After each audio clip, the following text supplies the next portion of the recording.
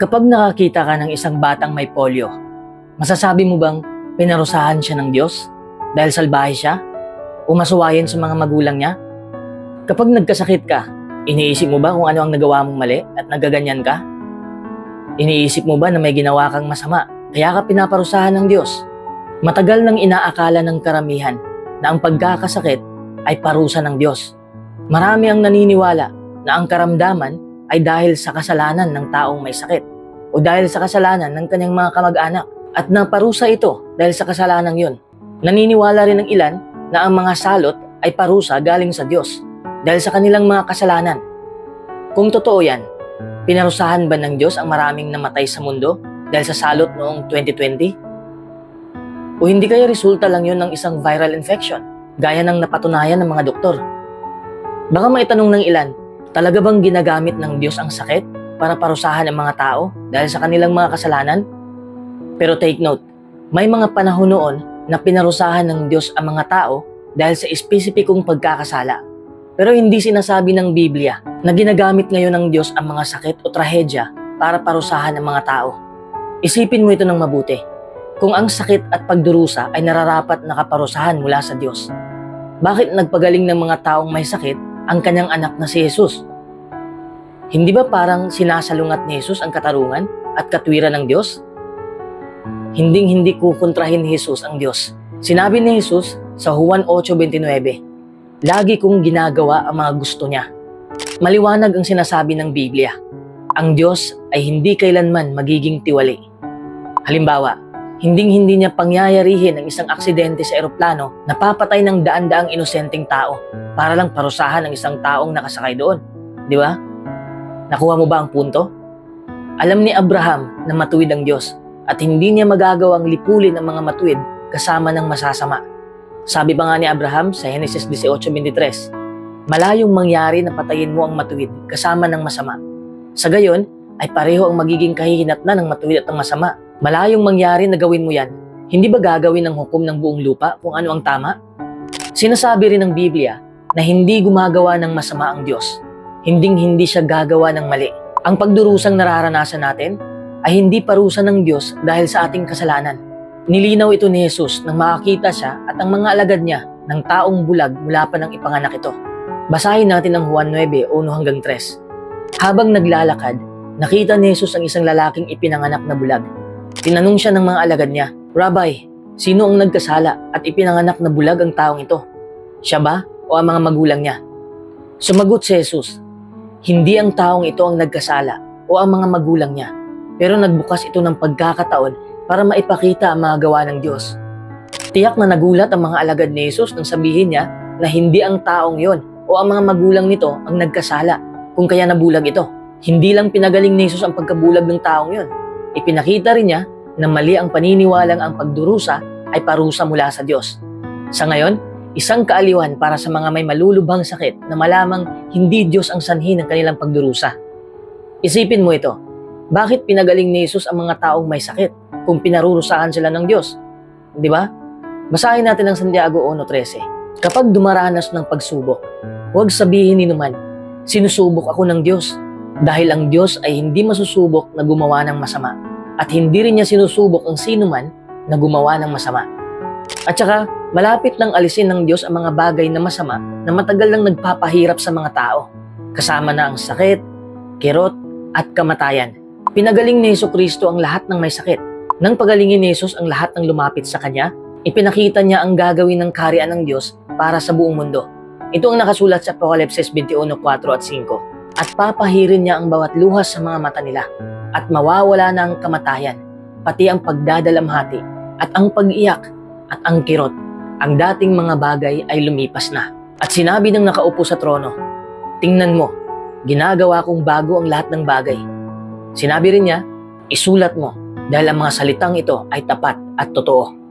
Kung gayon, bakit labis-labis ang kirot at pagdurusang nararanasan ng sangkatauhan? Matagal lang pinag-iisipan ng mga tao ang tanong na yan. Kung hindi Diyos ang dapat sisihin, sino? Kung ang pagdurusa ay hindi galing sa Diyos, bakit marami ang nagugutom, naghihirap? Bakit marami ang dumaranas ng malupit na digmaan, malulubhang sakit, at likas na mga sakuna? Sinasabi ng salita ng Diyos, ang Biblia, ang tatlong pangunahing dahilan kung bakit nagdurusa ang tao. Number 1, pagkamakasarili, kasakiman, at pagkapuot.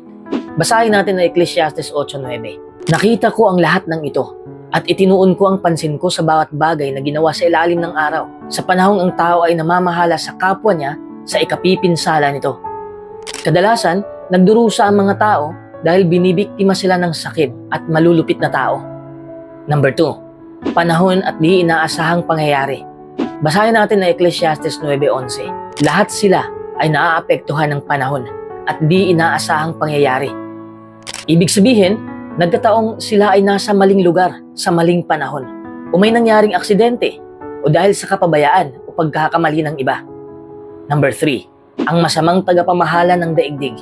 Tinutukoy ng Biblia ang pangunahing sanhi ng pagdurusa ng tao. Basahin natin ang unang Juan 5:19. Alam natin na tayo ay nagmula sa Diyos, pero ang buong mundo ay nasa ilalim ng kapangyarihan ng isa na masama. Ang isa na masama na tinutukoy sa Biblia ay si Satanas na Diablo. Siya ay isang makapangyarihang espiritong nilalang na dating anghel ng Diyos pero hindi nanindigan sa katotohanan.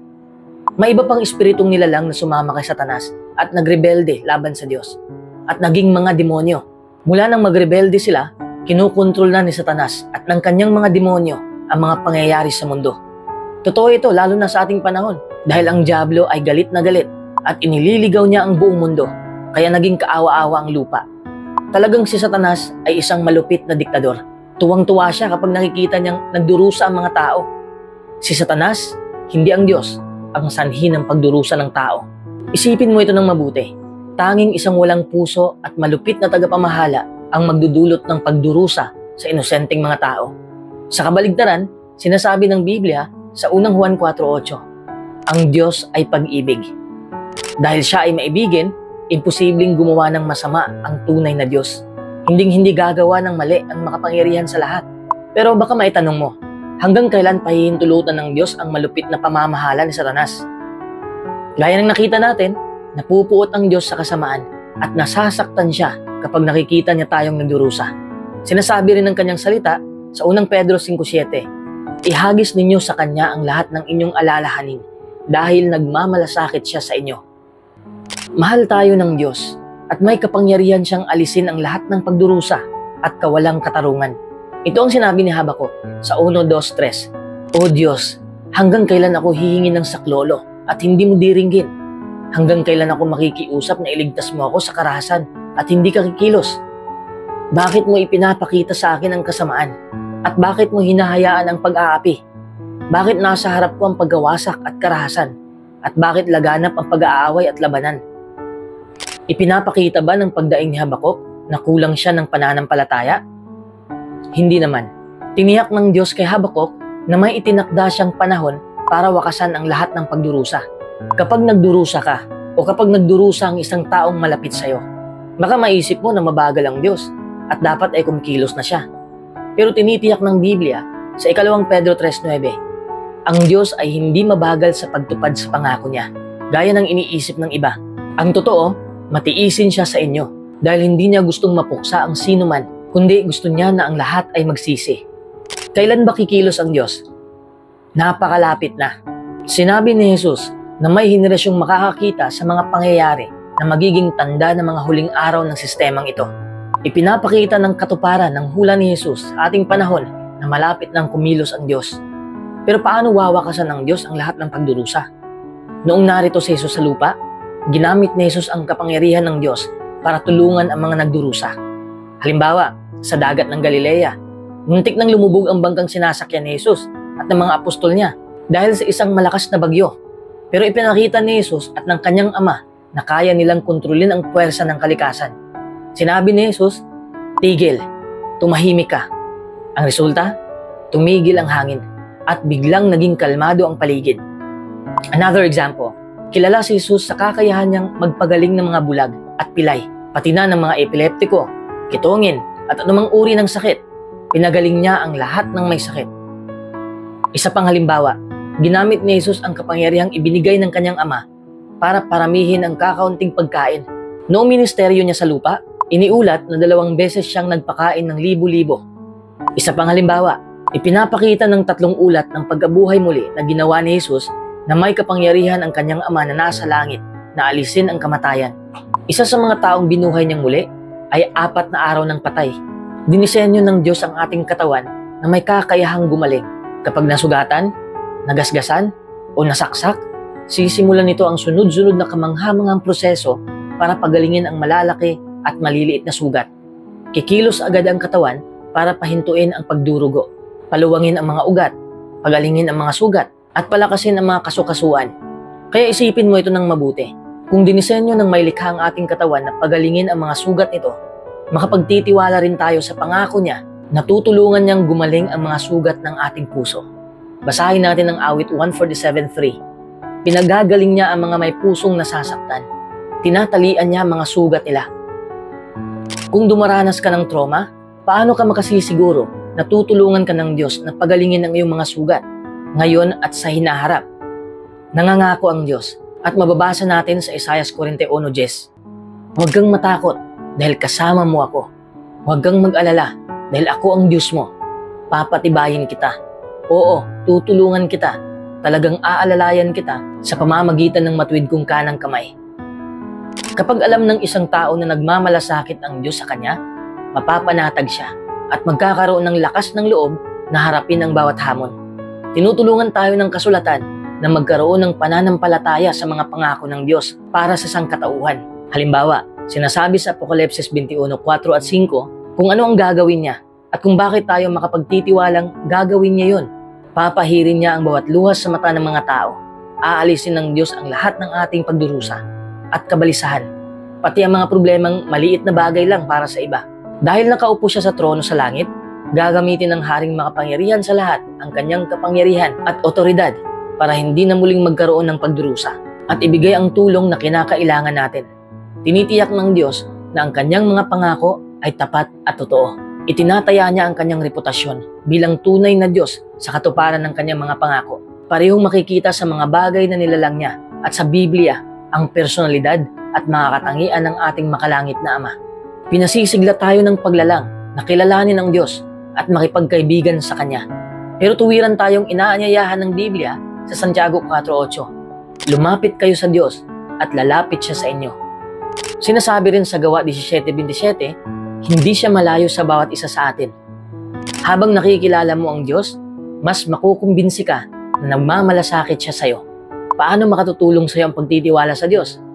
Sabi ng iba, hindi nakikita ng Diyos ang pagdurusa natin at wala siyang pakialam. Alam ng Diyos ang pinagdaraanan natin at nagmamalasakit siya. Basahin natin ang Genesis 6:5 at 6. Nakita ng Diyos na laganap na sa lupa ang kasamaan ng tao at ang laman ng isip at puso nito ay lagi na lamang masama. Ikinalungkot ng Diyos na ginawa niya ang mga tao sa lupa at nasaktan ang puso niya. Konting panahon na lang at ang masasama ay mawawala na at mag-uumapaw ang kanilang kaligayahan dahil sa lubos na kapayapaan. Dahil alam na alam ko ang gusto kong gawin para sa inyo. Ang sabi ng Diyos, bibigyan ko kayo ng kapayapaan at hindi ng kapahamakan para magkaroon kayo ng magandang kinabukasan at pag-asa. At tatawag kayo at lalapit at mananalangin sa akin at pakikinggan ko kayo. Lumapit kayo sa Diyos at lalapit siya sa inyo.